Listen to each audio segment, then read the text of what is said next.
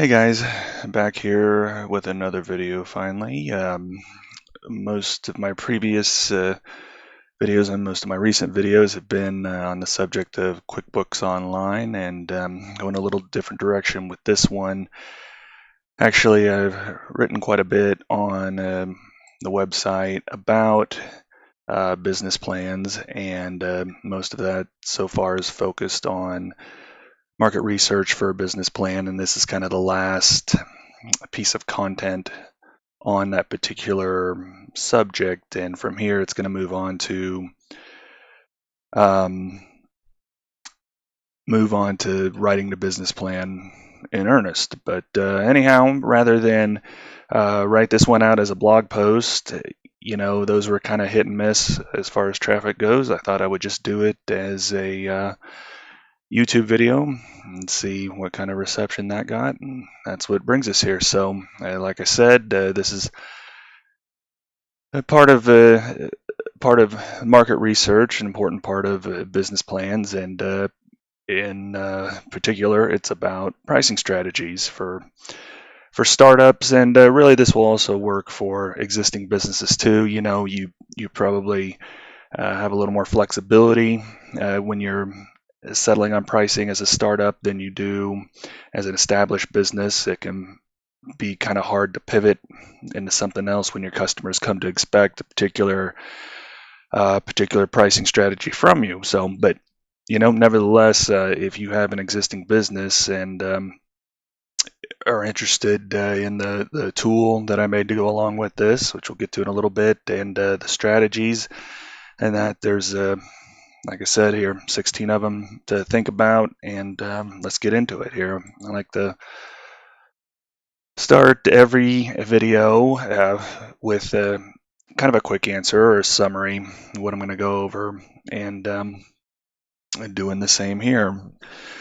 So pricing will have a huge impact on your business. You're probably like, no kidding.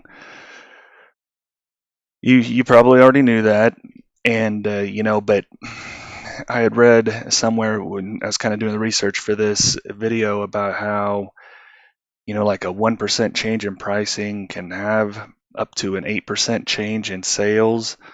Um, and it really is. If you can increase prices by 1%, that can have depending on the mix of products you're selling, that can have an enormous effect on your sales and therefore your profitability. Keep in mind as we go through this that not all strategies are going to be appropriate for your business. There's 16 of them. It's going to seem a little overwhelming, and don't think that every strategy you have to work into your particular business somewhere. That's not the case. It might just be one strategy's right for you. It is a bit of information overload, but I give you all this information because so you can be aware of this about every strategy I was able to find. I don't know that it's every strategy period in terms of pricing, but it's quite a few of them, and a lot to consider. But just some will jump out at you as being practical for your business, and those are the ones you want to kind of move forward and maybe look at implementing. And keep in mind that they can be combined, and different strategies can be used on different products and services or different types of customers. And things are in the small business world a little crazy right now. I mean, first, potentially you get shut down for a couple of months on account of COVID-19, and now some small businesses, fortunately not many in the grand scheme of things, but unfortunate for those that it's impacted, are victims of rioting, looting, and other sorts of things. They're paying the price for something that they had no had no part in, no injustice that they had a part in. And, of course, that stinks. And the reason I bring all that up is it's been an insanely volatile year to be a small business owner. And, so as we go through these strategies, what I'm getting at here is that it's important, I think, not just in pricing, but in everything to start to think about implementing procedures, policies, strategies, whatever you want to call them. Just you start doing business more flexibly, with more flexibility, and be able to pivot. Not get rid of as much rigidness as you can, because I don't know, man. It's been a crazy year and it's a crazy world, and maybe this is maybe we've seen the worst of it for a while, but maybe we haven't. I honestly don't know. I wish I did, but like I said, I think it's important to move forward, and the lessons that can be learned from this is that that rigidity just won't work. So if every business is different, so I hate to speak in such generalities. If you've watched any of my other videos, read any of other of my posts, that I hate. I like to get to specifics where I can, or concrete information where I can, and not deal in abstraction as much, because that doesn't help you. I mean, it might give you a little something to think about, but people want answers, and so I beg your pardon for that. But that's the best way I can phrase it now. Just with everything else, but in particular, since we're on the subject of pricing strategies here, just to gravitate more towards the ones that are more flexible, if you can. Then kind of after we go through the strategies, we'll get to a tool that I made in Google Sheets, so you can download it for free. It'll be on. I always make a post of the videos when I'm done, and where I'll have the slides here and transcript from the video itself, and then in cases like this, when I reference a particular tool that I've made, a spreadsheet. This is Spreadsheets for Business after all. Anyways, I'll make it available on there, and you can go and download that. And it's something called the price sensitivity meter. It was a concept that I'd come across that I thought was interesting and potentially helpful. And what it'll do in essence is give you a range of acceptable pricing. Kind of give you some numbers to start working with, and then you can implement the strategies that are appropriate for you from there. And like I said, transcript and slides, all that business will be on spreadsheetsforbusiness.com soon. So, pricing is a complicated subject. It seems relatively straightforward, and will be more straightforward for some businesses than others, but it's a complicated thing. People get hung up on it. It's there's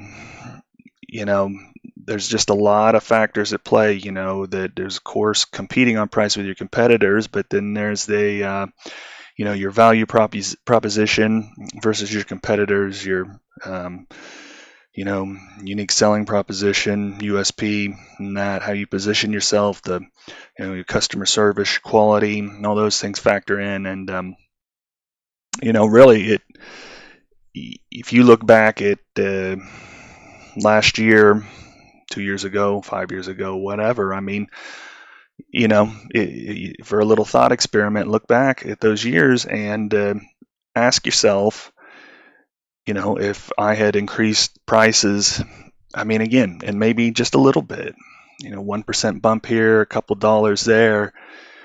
If you're a super small business, a couple of dollars on the right items might have, might have been the difference between a mediocre year and a bumper year. Might have been the difference between, ending up in the red and ending up in the black. It's,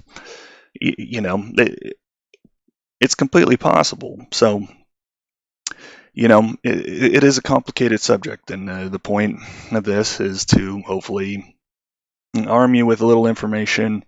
Um, excuse me, arm you with a little information to kind of see through the fog and iron, get a firm grasp on what your pricing strategy should be. And again, I'll reiterate, not all these strategies are going to apply to you. You don't have to work every single one into your business. Okay, and pricing can be overwhelming. Pricing can be overwhelming. We touched on that earlier. A lot of things to consider. Dismiss strategies that won't work. I would also urge you to, where possible, to err on the higher side of pricing. If you've ever done any reading on the subject or research, you've seen similar sort of things said, and it can feel tough to do, because you're nervous about losing sales on account of pricing, and but it's always easier to reduce for promotions, and hell, you can even run promotions fairly frequently. Speaking of which, I have a post on promotions on spreadsheets.com, spreadsheetsforbusiness.com. I wish I owned spreadsheets.com, but I don't. Spreadsheets for Business. About pricing in QuickBooks Online, running promotions in that, and then one beyond that, which also comes with a calculator in regards to just running promotions and the effect it can have and everything. So it's like a little handy little tool to estimate what the effects might be.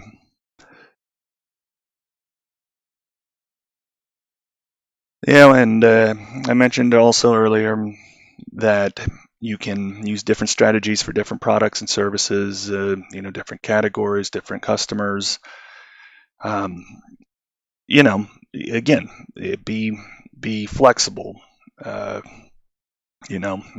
rigid. So consider all these strategies we're going to go through, and use the accompanying tool, play around with it, download it, and then armed with all that information, rely on your expertise, your intuition, and be willing to make some mistakes, some trial and error in terms of pricing. It's mistakes are going to be made. It's like budgeting, or forecasting. I'll tell you right off the bat, you're not going to get it exactly right. Forecast your exact unit sales, exact revenue, exact costs, exact labor needed, marketing. The point isn't to, this isn't school. You're not graded on how close you get to actual. It's really just to go through the thought experiment of the whole thing, and to, just think at everything from different angles in that, and then so don't worry about making mistakes with your pricing. When try something and learn your lesson from it, and if it's good, keep it. If it stinks, then do something different. Okay, so we'll get into the strategies here.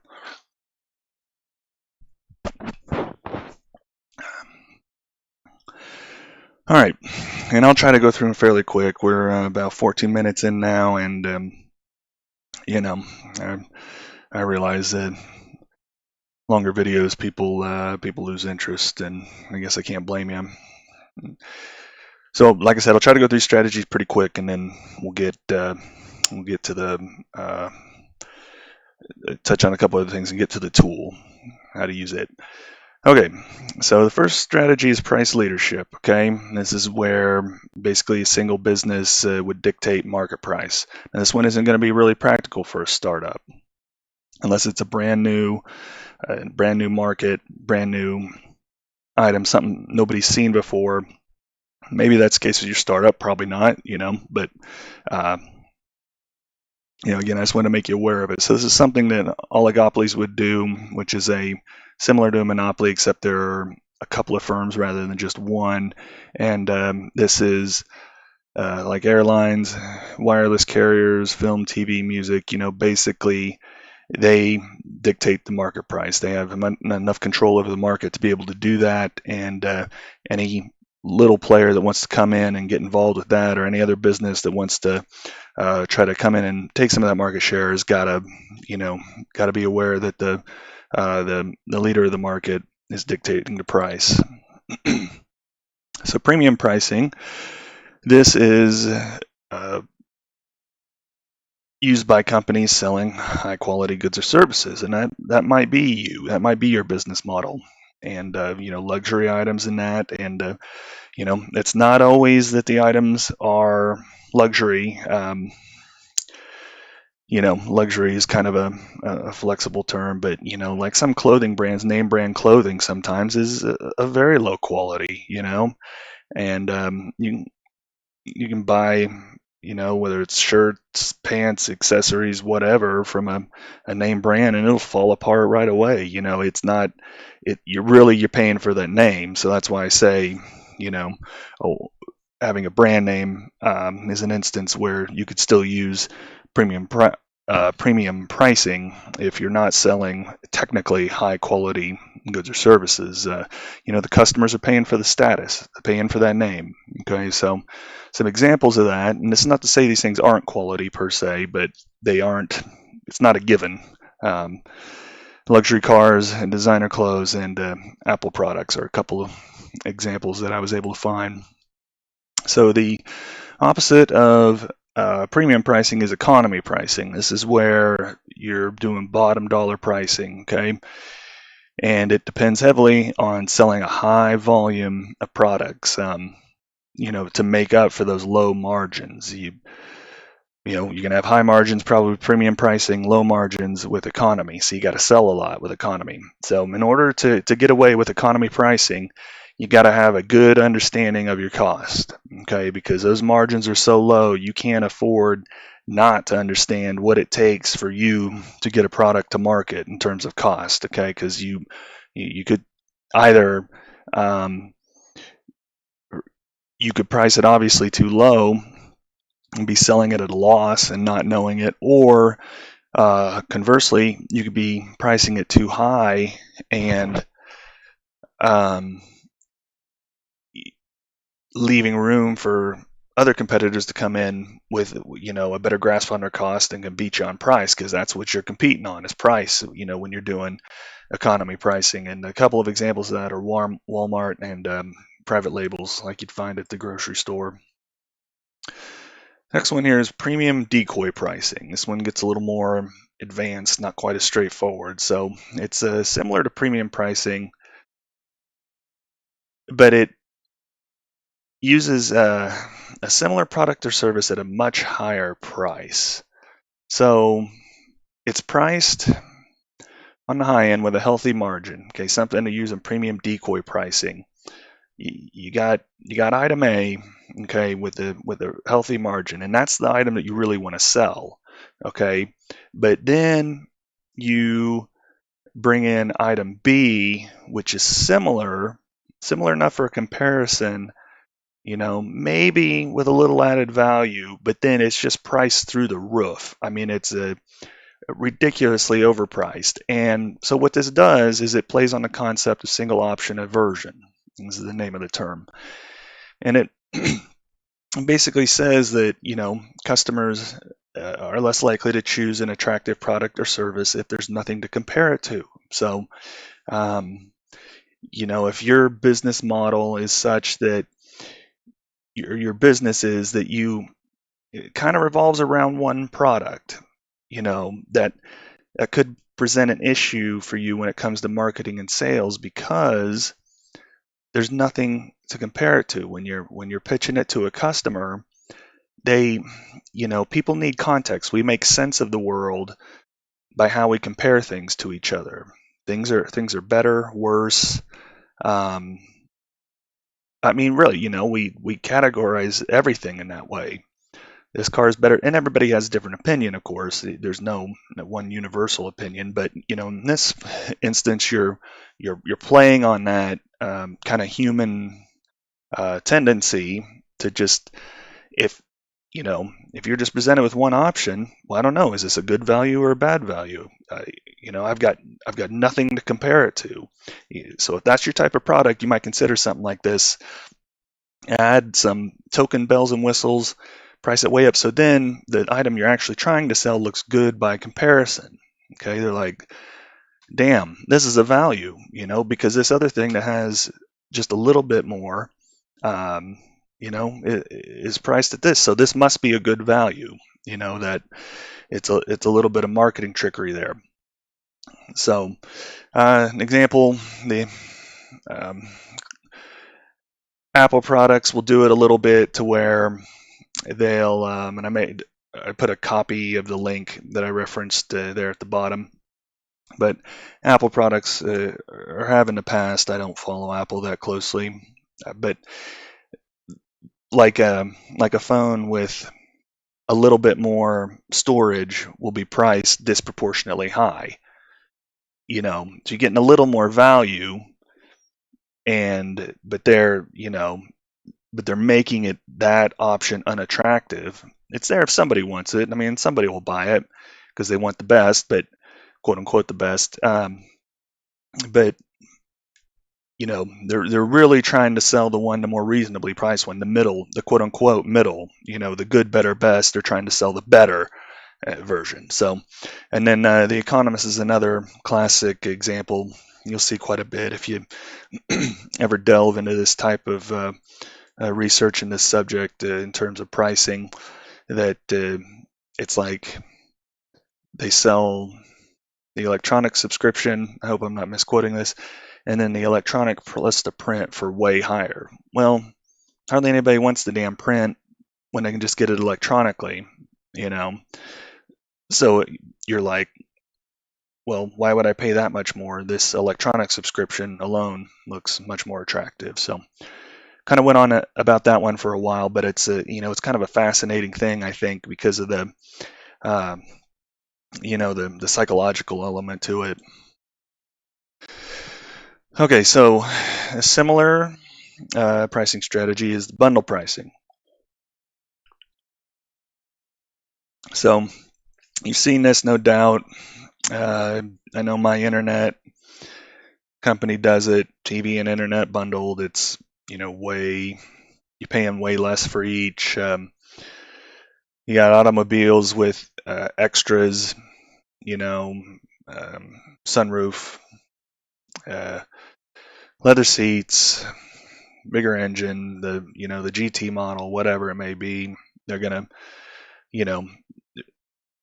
price it together. An automobile, you can't necessarily go get a sunroof extra aftermarket. I mean, technically you could, I suppose, but and that's not practical most people. But excuse me, the games will bundle also. Nintendo, Sony, they'll all sell it. Whether it's a bundle of games or bundling the console with the games. So you're selling items together and you're selling them at a lower price than you would sell them separately, and it gives the customer a better value. Customer recognizes that, makes it attractive, but what it does for you then is also increases sales volume. So I included another link at the bottom there if you want to read a little more about where I got those examples from. Okay, value-based pricing. This is based on and keep in mind, like I said, these can be combined. They're not all mutually exclusive. You don't have to pick just one. So I just want to reiterate that. So value-based pricing is where you price something based on how much value your product or service provides. Basically, what's the utility it gives the person who purchased it. If you're selling something that gives every customer infinite happiness for the rest of her life and you're selling it for $1, well, you're not using value-based pricing. Okay, that's worth a lot of money, to have infinite happiness for the rest of your life. You could charge almost anything for that. So it's basically pushing the threshold of what the customer is willing to pay based off of your value proposition. Similar to project pricing, which we'll cover in a little bit. It's, you know, cost is not critical in the sense that you still need to be making a profit, of course, or you won't be in business for long. But it might be that the value of what you're selling is not much above your cost. Well, then you need to look at lowering the cost or increasing the value, of course. Flip side, the margin might be really big. So it's not to be confused with something with another one we talked about earlier, value pricing. Of course, that was economy pricing, where you're selling low margins, high volume. Okay, so in this case, it could be that luxury automobiles would fall under that category. Like I said, some might be overpriced, others might be priced at the value they provide. They're a high quality automobile that is reliable and beautiful and everything you want in a car, and it's priced accordingly. But if you've got the money, you pay that because that's what it's worth to you. Another example might be professional services or consulting. Okay, in particular those for a business, if they're providing a lot of value, if professional service is going to help you make $1 million more in sales, well, then charging you $100,000 potentially it's well worth of, that's what it's worth. I mean, you're still earning an excellent return. This one's psychological pricing. This is one, obviously it can be easily combined with others. It's we've all seen it. You see it everywhere. We think we can see through it, but research says that it works. That uh, businesses sell more products and services when they're priced with that 99 cents, 89 cents, or just shy of a certain threshold. It's not by seeing a one at the beginning of the 1999 price. I get, again, I'm sure you think you see through it. I think I do, but apparently not everybody does. But by seeing that one instead of a two, instead of just pricing it straight 20, that they're more, they feel like they're getting more of a bargain. So you sacrifice very little in revenue to potentially sell a lot more. So definitely a strategy worth considering. And like I said, we see it in retail all the time, and see it with automobiles.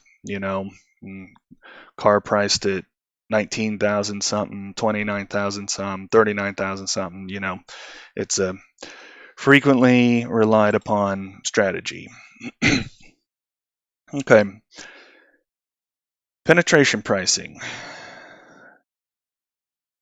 So this is a potential strategy to use for a startup. It's typically one used by new market entrants, and it's used to accumulate market share with low pricing. Basically, swoop in, say, "Hey, we're brand new to this market, but look how attractive this pricing is. Give us a shot."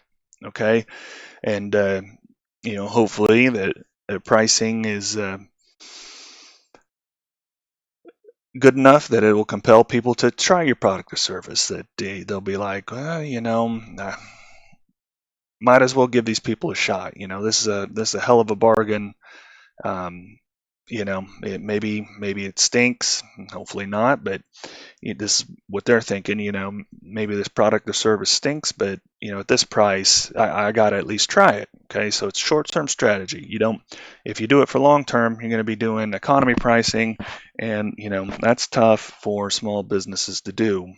Economy pricing, they just don't have the economies of scale that a Walmart or whomever does. So, again, you want to keep this strategy to the short term and be ready to transition to a new strategy, to raising prices to a more appropriate level later. And hopefully, by getting people to try your product or service, by luring them with the penetration pricing, your unique selling proposition, your quality, customer service, whatever it may be, will compel them to remain customers. Then you'll probably have some fall off of demand, of course, but hopefully then you've gotten in there and claimed a little bit of the market for yourself. So you can then move on to a new strategy and build your business off of that initial grab of market share. And a couple examples, businesses that have done this is Netflix. And not that Netflix is expensive now by any means, um, and is potentially better value now than it was. But what was it? $5.99, $7.99, or something when it first started. Very, very inexpensive, and it's worked its way up there since. And that people at that price said, even if surely you can find something to watch in here. We'll try it for $7.99 a month, whatever, you know. So they penetrated the market, stole market share away from the cable companies or the movie theaters potentially, or the whole gamut of different sub industries that they compete against.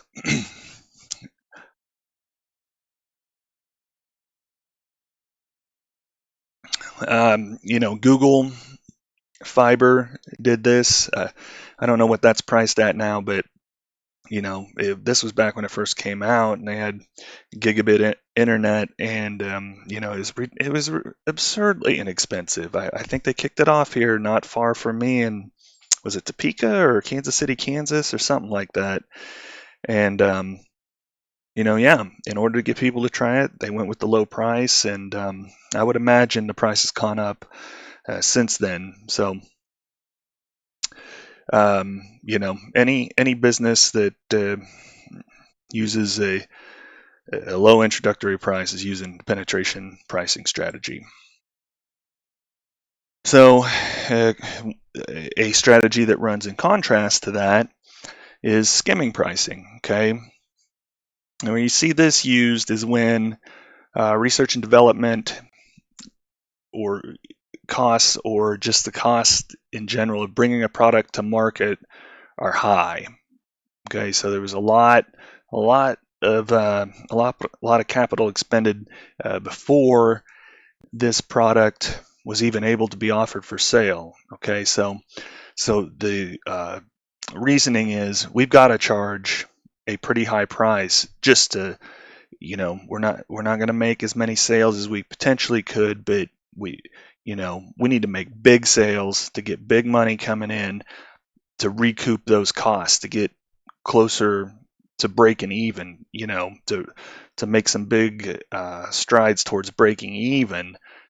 And then as time goes on and the early adopters buy it, okay, then you're able to lower the price a little bit, and then people are maybe you're like, oh, okay, it was this, now it's this, so that's a bargain, and you get a few more customers, and so you're selling more, and your economies of scale are getting better, and the price can continue to be lowered.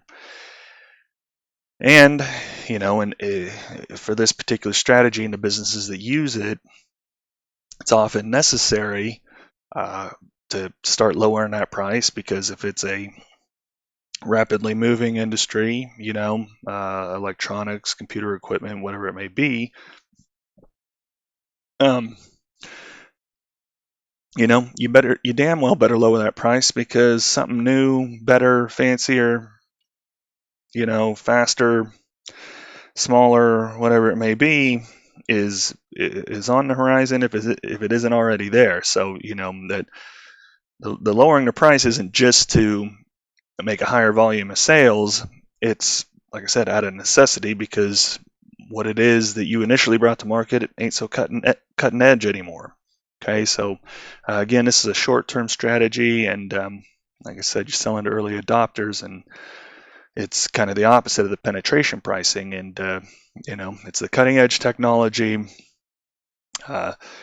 Game systems, with the recent announcement of the PS5, even though I don't think they priced it yet, that I've seen, those gaming consoles are always priced in that manner with the skimming. The prices are highest when they're first introduced, and then as time goes by, that price goes down. And by the time there's a next generation console out, well, forget it. You can pick up the second generation console for pennies on the dollar. All right, chugging along here. We've got preemptive pricing, and this is another short-term strategy. Now, this is one that would be used by somebody who's already in a market and is responding to a new entrant into the market.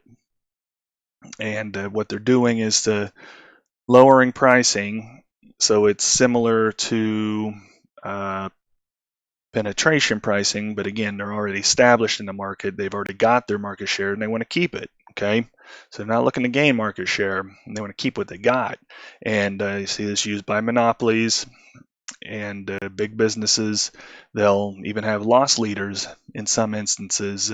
Grocery stores who sell bread or milk for a slight loss because the prospect of spending so little on bread or milk is so irresistible to so many customers.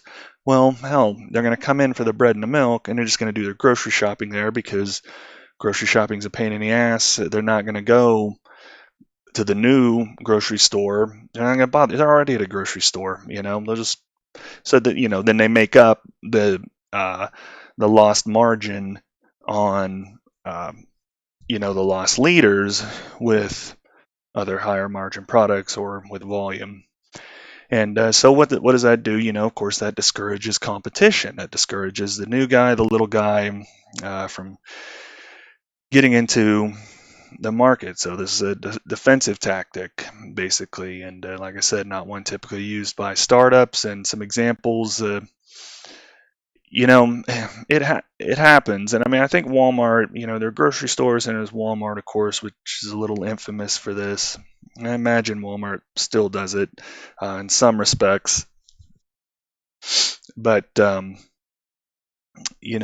example I found was prescription prices, where they would sell some prescription drugs, sell them either at a very low margin or as loss leaders. And, prescriptions can be a big chunk of people's budget, and the prospect of saving money on them is, like I said, it's irresistible. Well, okay, so we're going to get our prescriptions filled at Walmart, and we're going to get back in our car and drive a mile down the road to go to the other grocery store. Or are we just going to do our grocery shopping at Walmart? Well, a lot of people, now not my mother, she'd drive all around town buying each individual item that's on sale from each individual grocery store. I think if there were more than 24 hours in a day, but most people are just going to, do their grocery shopping there. So, I thought it seems like such a kind of, I don't know, sort of thing you feel like is done all the time, but I really had a hard time finding examples. So I'm sure there are more out there. I'm sure it is done, and maybe it's just not as documented as you might know, as you might think it is, rather. But anyhow, that is preemptive pricing. Probably not something you'll have to worry about, but something you should be aware of. Okay, so cartel pricing. We're all familiar with the word cartel, and the reason is, because this is sometimes how pricing's done. When they sell, drug cartels sell commodities, of course. Heroin. A heroin user is not real particular about their supplier as long as the quality's the same. I'm speculating here, not speaking from experience, but drugs are a commodity. So it's in essence a gentleman's agreement to keep prices high. So if you got two competitors, it's like, why sit here and fight on price? That just digs into our margins. If there's just a few of us, let's just say, nope, this is what we're pricing it at. Okay, and we'll compete through other channels. Drug cartels probably don't compete terribly fairly, but in principle, like I said, you would agree to compete through other channels, whether it's marketing or trying to lower your own costs. things like that, to get an edge. So it's not a strategy that will work with too many businesses in the marketplace because, you know, between two people, two businesses, okay, three, maybe four, good luck, five, forget it. I mean, I'm, speaking hypothetically there. The number, it just depends on the business, I guess. But the point being, eventually, if you have too many competitors, somebody's going to take the easy road. Somebody's going to say, "No, I'm gonna lower my prices and try to steal market share." Somebody will give in, somebody will cave, and then that in turn forces all the other market participants to do the same thing. So you got examples are OPEC, you know, um, drug cartels, of course. The Federal Reserve is in essence a cartel of banks, and Siemens in Europe. And that, again, I found a link where references that example. Okay, so cost plus pricing. This is a pricing strategy that focuses purely on the cost, and it just adds a fixed percentage to the cost of products or services. So uh, the old legend was that Nebraska Furniture Mart, before Berkshire Hathaway bought it, sold it cost plus 10%, and did a high volume of business. But this is still not a pricing strategy I would recommend. And you know, I'm a cost accountant, and so I, recognize the importance of understanding your cost. But this is a kind of a lazy pricing strategy, and cost by no means should be the only factor to consider when it comes to pricing. Um, some examples that I found were um, cutting edge technology, smartphones, other electronics, and that it was a little hard to find some more specific examples.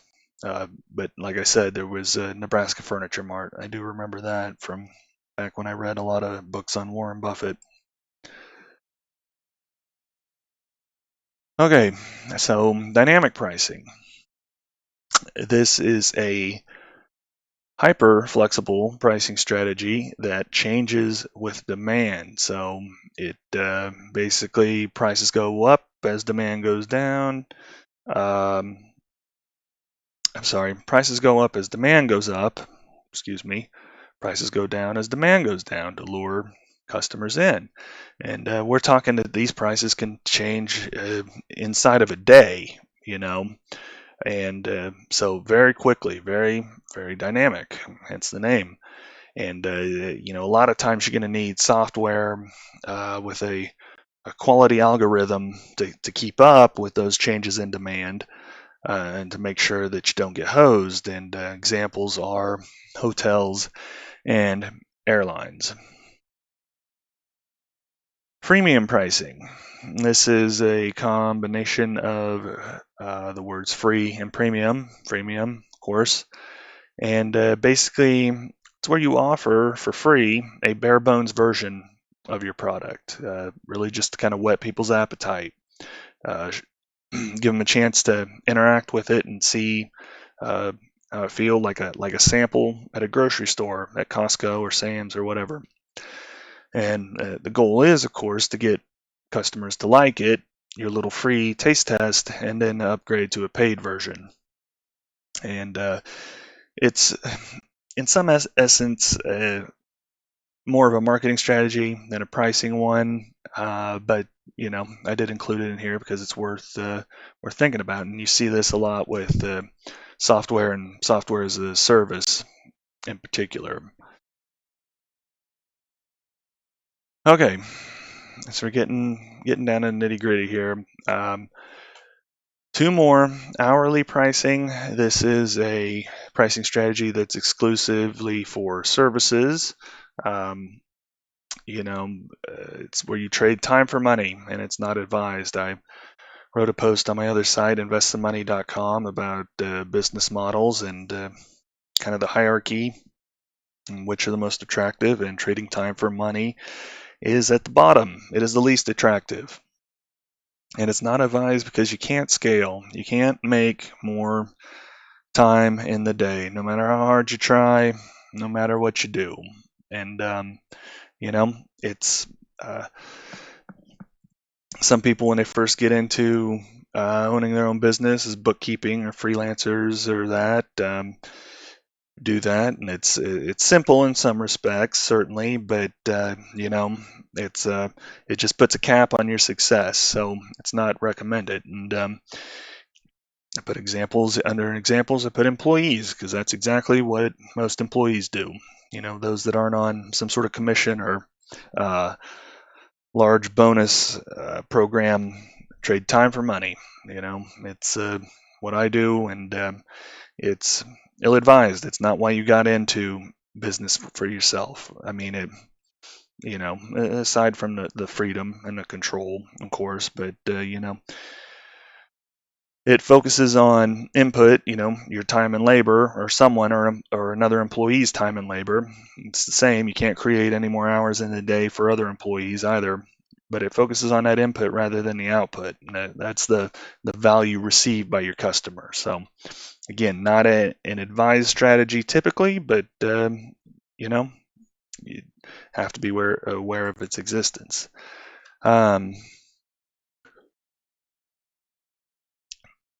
Project pricing is kind of the opposite of hourly pricing, and it's also exclusively for services, because it's a flat fee charged for a deliverable.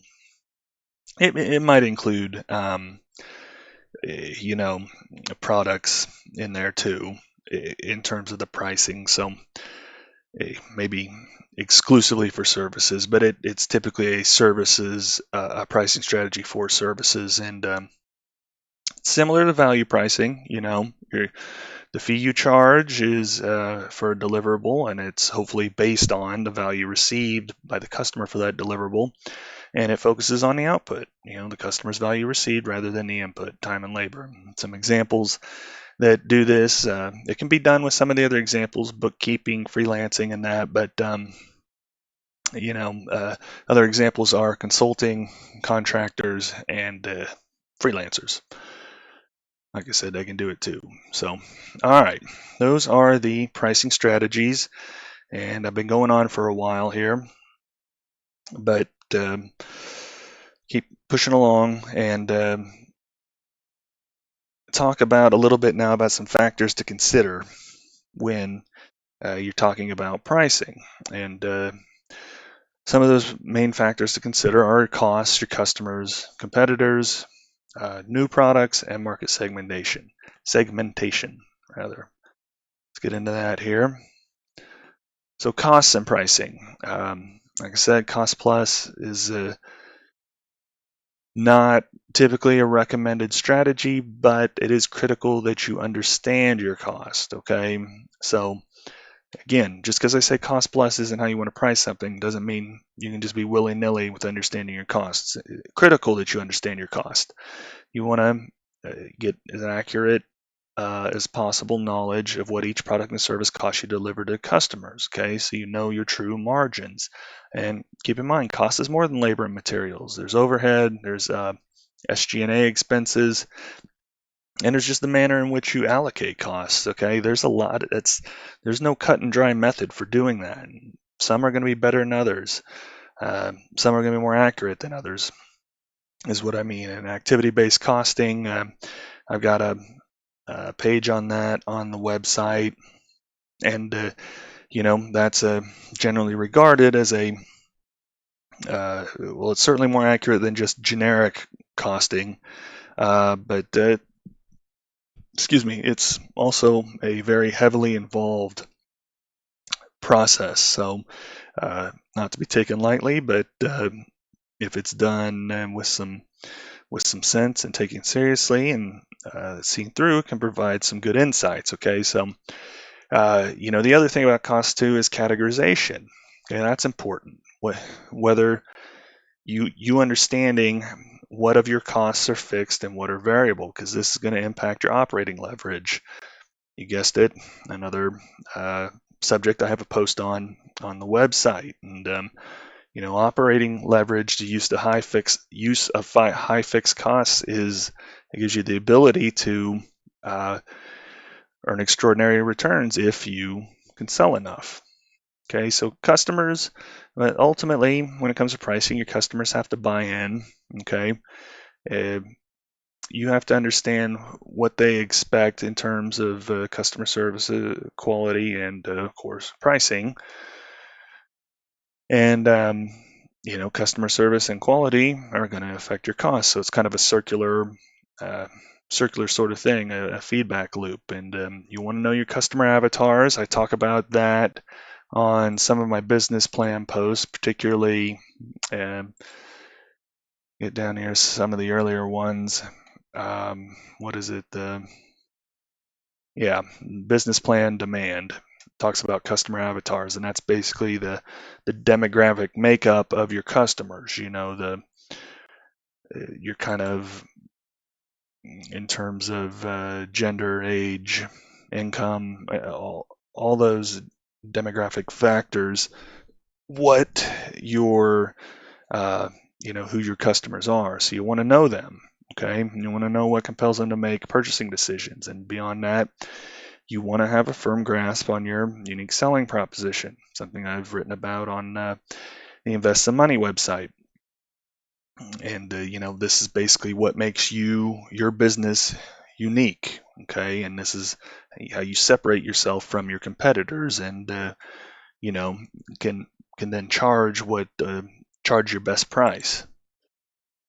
Speaking of competitors, you're going to want to do a little detective work on them and understand, how they position themselves, what strategies they use, how much do they offer in terms of customer service and quality, and what is their unique selling proposition. Okay, because your customers are making choices between you and your competitors. You want to understand who you're up against. Okay, you want to do your scouting report. So when it comes to new products and pricing, and in this case, we might be talking new to you, not the market. And a lot of times you do want to come out of the gates and try to capture market share quickly, and that might be through a penetration pricing strategy. But it depends on the market saturation, depends on the sophistication of the competitors, whether that's the strategy you have to adopt. But again, I want to remind you that is a short-term strategy and needs to be part of a larger plan. When it comes to new products too, don't discount the value of transparency and authenticity with your customers. Especially if you're making direct sales, why are you charging what you charge?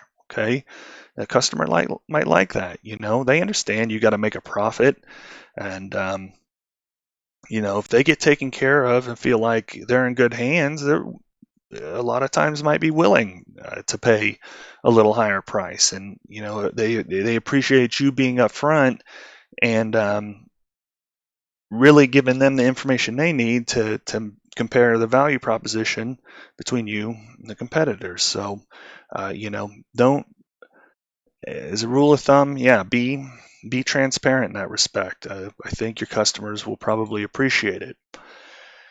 And then market segmentation and pricing, I touched on this earlier.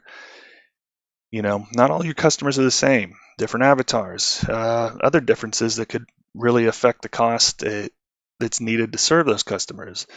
Geography, the amount they buy, and the timing of the sales. Do they buy often? Do they buy in peak season, not peak season, things like that. Okay, so we're not talking about price discrimination here, charging essentially the same customers, two different customers, two different prices. No, I mean, we're talking about real things that affect, that you can justifiably charge different prices for. So don't, depending on your business, don't just make a blanket pricing strategy. Think about, are there certain customers that you could and should charge more because they cost more to serve, because they're getting a higher value, whatever it may be. Last thing we'll touch on here before the pricing tool is the business plan and pricing. Okay, so like I said, this is part of a bigger series on business plan, in particular, market research for a business plan, and pricing affects market research, of course, who your competitors are going to be, and it'll affect the demand. Demand and pricing are more, generally speaking, inversely related, though, that can be worked around. Pricing will affect your market size, your serviceable available market, and serviceable obtainable market. What you charge and price might affect the location of your business. Okay, some locations are going to be more conducive to higher prices and or lower prices. The demographics where you are, you got to think about that. And again, depends on your type of business. It might affect how you calculate market saturation. And I think that was my last post on market research. Yep, market saturation. Okay, in that post, talk about finding and setting a benchmark. Okay, as you're researching for your business plan or just for your annual planning, your pricing will affect what you choose as your benchmark, and therefore will determine, how saturated the market might be. It'll affect your marketing, of course, and it'll affect your financial projections, of course. Your budgeting, capital budgeting, operating budgeting, and financial budgeting, and all of your all of your financial statements, income, balance sheet, and cash flow. Okay. So that's that. Let's talk a little bit about tool for pricing. I will put a link in the description, and this tool, and here's a little snapshot of it. I've got it up here so I can directly reference it too, but it's in the slides there. And it's inspired by something called the Van Westendorp price sensitivity meter, or just price sensitivity meter for short. Dutch fellow, I think, came up with it. And what you're doing, in essence, when you use this tool is you're answering 4 questions for a range of prices. So for every price in this range, or not every price to the penny, but for a bunch of different prices, you're answering 4 questions. Okay. These questions are: what percentage of people would question the quality of this product or service at these prices? Okay, i.e., they would think it's too cheap. Something's wrong with it.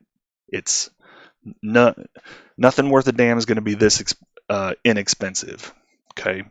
What percentage of people would think that the product or service is a bargain at these prices? Okay. So another way of thinking that is it's not expensive. It's a bargain. All right. For each of those prices, what percentage of people would think this product or service is getting expensive? So it's no longer a bargain. It's starting to get in the expensive range. Okay.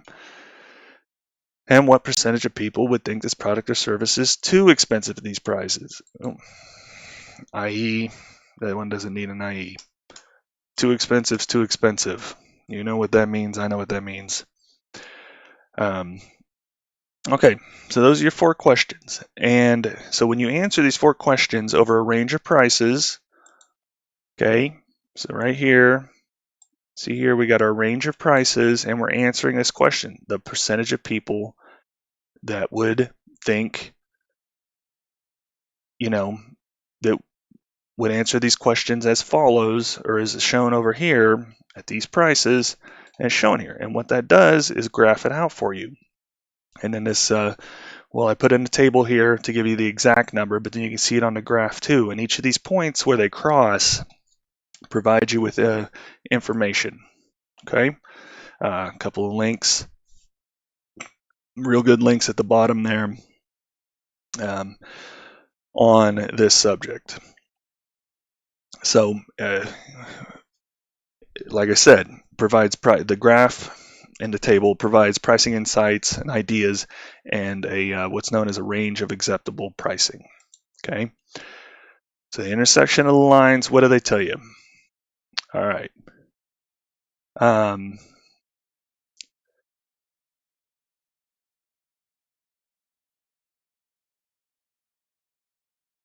I didn't do this right. Well, I'll tweak this table. Okay. So we've got the point of marginal cheapness. Okay. And if you've ever watched my videos before, which you probably haven't because not many people have, but you'll know I'm not above tweaking a table on the fly here.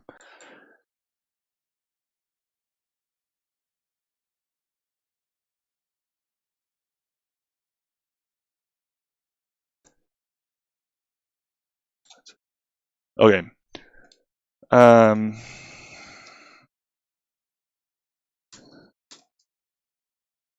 Okay, so the first one here, where question quality and getting expensive intersect, this is known as the point of marginal cheapness, okay, or PMC.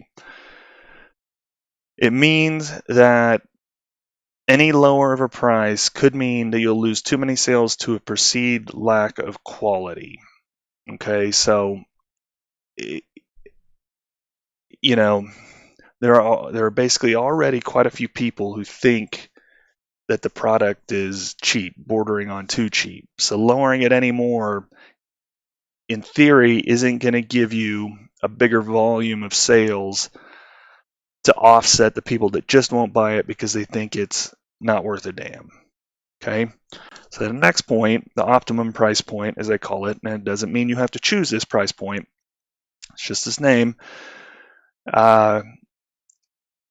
Is where the same percentage of people, and this is hopefully a low percentage of people, feel the product or service is too expensive and they think the quality is questionable. Okay, so you've got both. This is where both extremes intersect. Okay, but where they intersect is hopefully a low percentage because these people aren't going to buy in either instance because they're going to either question the quality or they're going to think it's too expensive, it's overpriced. So it's the point you're minimizing those extremes.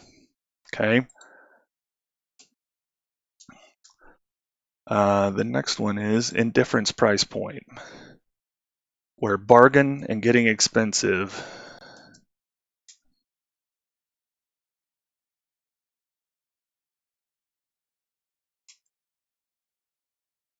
intersect.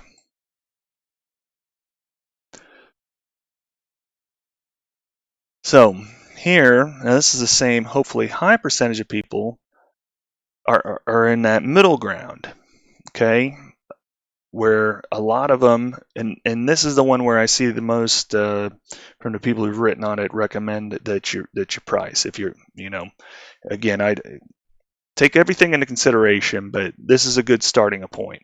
Okay, ironically, not the quote unquote optimum price point. It's just what they were named, and I guess the name stuck, but the rationale changed over the years. This is kind of an old model, but so it's the same. Again, hopefully high percentage of customers that feel the product is it's just starting to get expensive, and same percentage of people think it's a bargain. Okay, so these are the people that are going to make purchases. All right, so that again, this is where potentially you would have the highest volume, depending on the quality of your information. And then finally, the last one is the point of marginal expensiveness. Okay, so bargain and too expensive, where those lines intersect.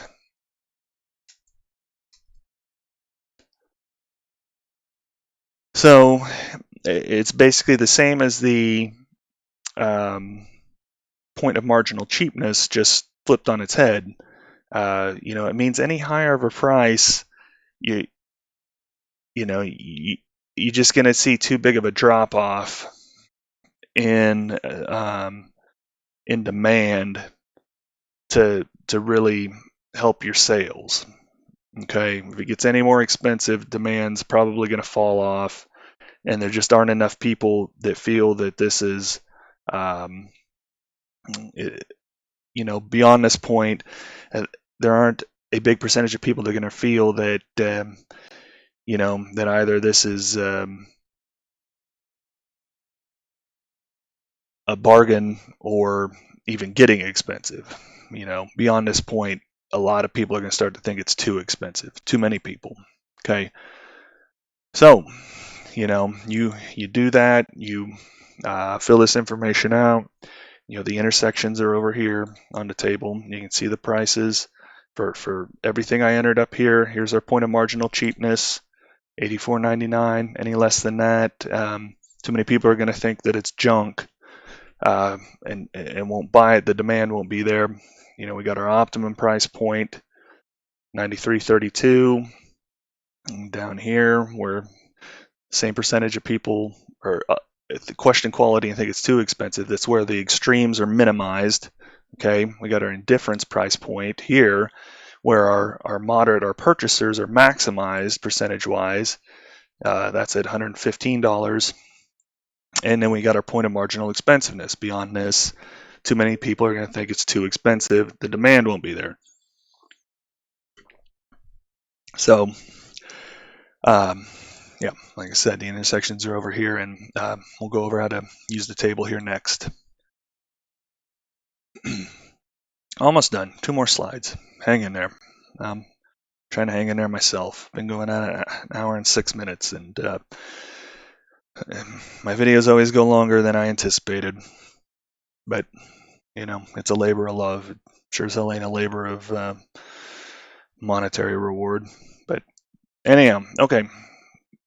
How do you use the price sensitivity meter? Well, if you can conduct an actual survey of customers or get your hands on that information otherwise, then great, use it. Okay.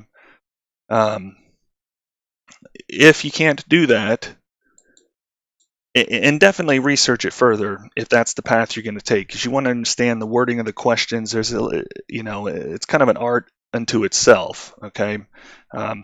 Obviously, I'm using a hypothetical example here, and just speculated, but if you don't think you can practically conduct a survey or get this information from potential customers, then you have to speculate. So first thing you do is enter the average or median price. Take the first price that comes to mind. Okay, this doesn't have to be exact, and enter it right here in H2. Okay, so from there, it's going to calculate down to 0, and it's going to calculate up, give you a range of prices up to double the price. Okay. That'll happen automatically. Again, I'll make the point, if you've ever used any of my other tools, the white cells. Okay, that's where you put information in. Shaded cells have formulas. Okay, so don't type over them, type in the white cells, and you'll be good to go.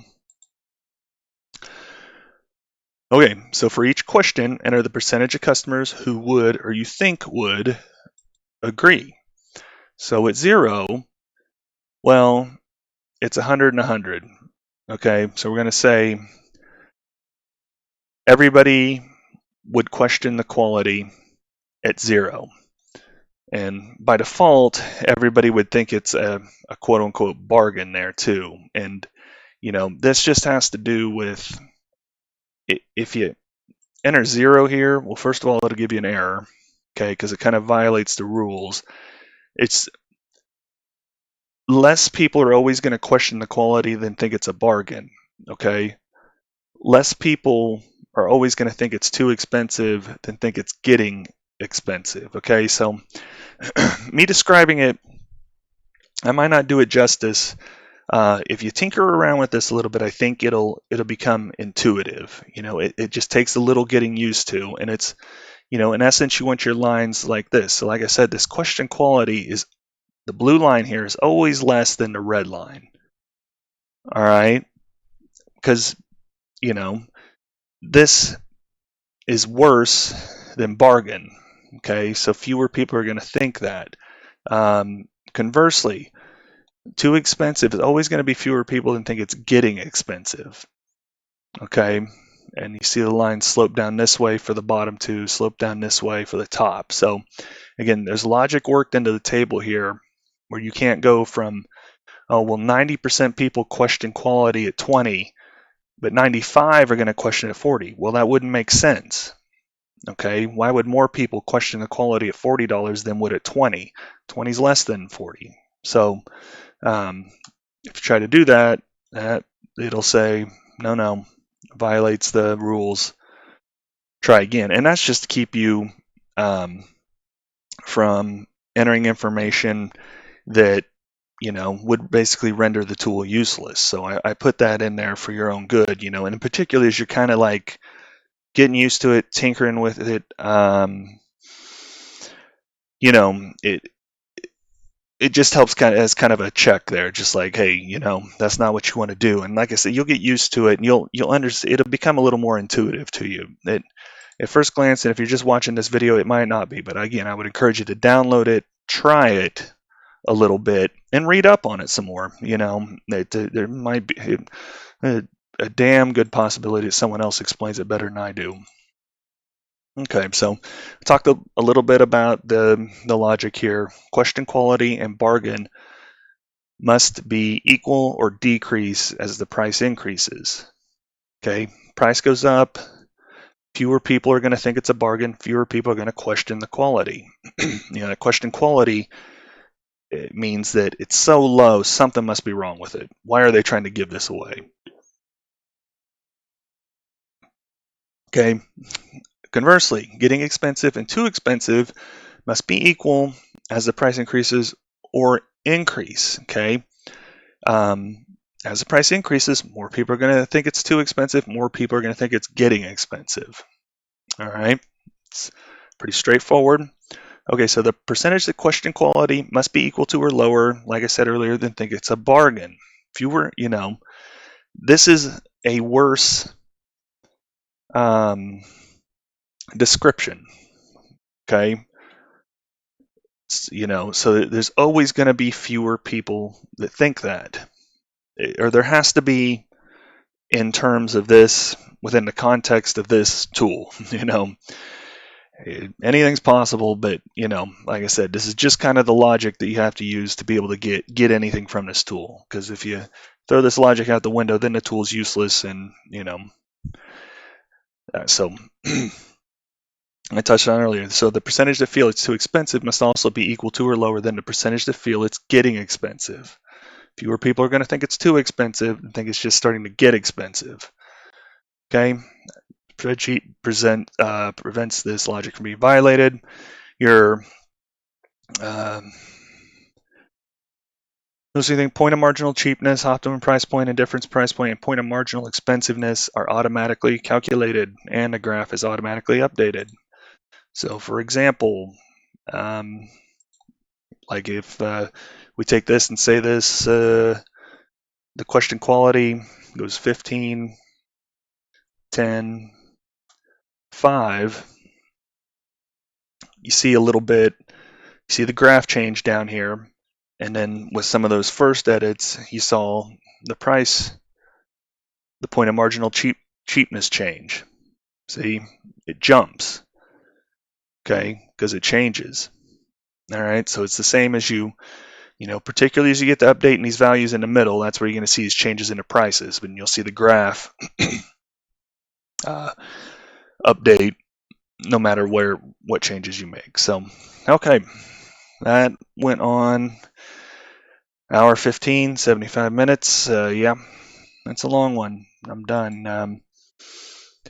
I had included this slide in with mostly with my QuickBooks Online videos, and it doesn't directly apply here, but I just left it in anyways. And depending on where you're at with your bookkeeping, if you DIYing it and you hate it, and you want to work more on your business than work in your business, and do less data entry because you think that's boring, and you're right, then check out BotKeeper. They use AI to automate your bookkeeping task. They can do it in QuickBooks Online.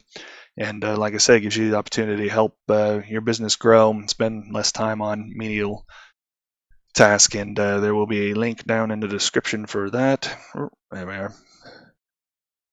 Okay, that's all I got. Man, if you stuck with me, thank you. Hope you found some value there, some things to think about. Like I said, pricing's a complicated matter, but one worth spending time on. Check out the tool, try it. Again, don't let spreadsheets scare you. I try to make my spreadsheets as simplistic as possible and give you the documentation you need to use them and get value from them, because that's what they're there for. So, and the old